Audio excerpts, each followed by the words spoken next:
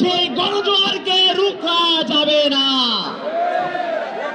তরুণদের যে গণজোয়ার তৈরি হয়েছে, সেই গণজোয়ার এই বাংলাদেশে নতুন ব্যবস্থা প্রণয়নের মাধ্যমে শেষ হবে ইনশাআল্লাহ। কোন শক্তি, কোন অপশক্তি, কোন আধিপত্যবাদী কোন শক্তি এই গণজোয়ারকে রুখতে পারবে না ইনশাআল্লাহ।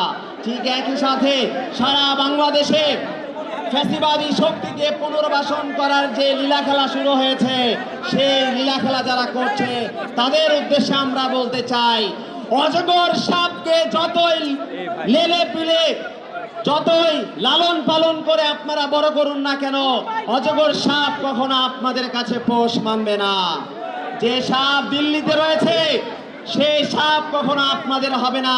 ভুলে যাবেন না, এই ফ্যাসিবাদ বিরোধী, এই ফ্যাসিবাদী শক্তির কারণে আপনাদেরকে দীর্ঘ 17 বছর ক্ষমতার বাইরে থাকতে হয়েছিল। আজ আপনারা ক্ষমতায় এসে আওয়ামী লীগ হয়ে উঠেছেন। আজ আপনারা ক্ষমতায় এসে ফ্যাসিবাদী চরিত্রের উন্মোচন করছেন।